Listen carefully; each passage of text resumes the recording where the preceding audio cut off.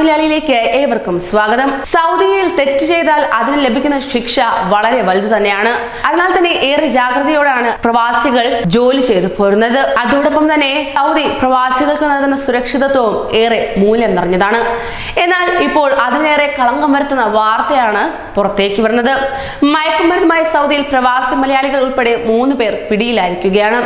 സൗദിയിലെ ദമാമിൽ മയക്കുമരുന്ന് കൈവശം വെച്ച സംഭവത്തിൽ 2 മലയാളികൾ ഉൾപ്പെടെ 3 പേരെയാണ് സൗദി സുരക്ഷാ വിഭാഗം പിടികൂടിയതായി വാർത്ത പുറത്തേക്ക് വരുന്നത്.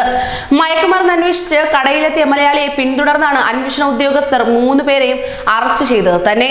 പ്രധാന കണ്ണിയായ സ്വദേശി പൗരനെ കുറിച്ചുള്ള അന്വേഷണം തുടർന്നു വരികയാണ്. മയക്കുമരുന്ന് ചുരുട്ടി വലിക്കുന്ന പേപ്പർ അന്വേഷിച്ച് ബഖാലയിലെത്തിയ മലയാളിയെ പിന്തുടർന്നാണ് രഹസ്യാന്വേഷണ വിഭാഗം സംഘത്തെ വലയിലാക്കിയത്.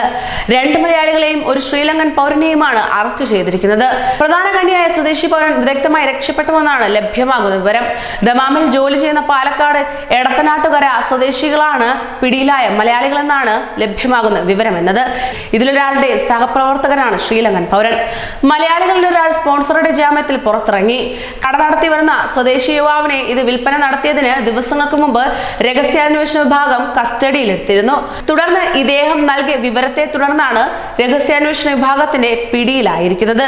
തുടരന്വേഷണത്തിൽ ഇയാളുടെ മൊഴിപ്രകാരമാണ് അൽ ഖോബാറിലെ ജോലി സ്ഥലത്ത് നിന്ന് 2ാമത്തെ മലയാളിയെ കൂടി പിടികൂടിയത് തന്നെ. തനിക്ക് തന്നത് കൂടെ ജോലി ചെയ്യുന്നയാളാണെന്ന മൊഴി ശ്രീലങ്കൻ സ്വദേശിയെയും കുടുക്കിയിരുന്നു.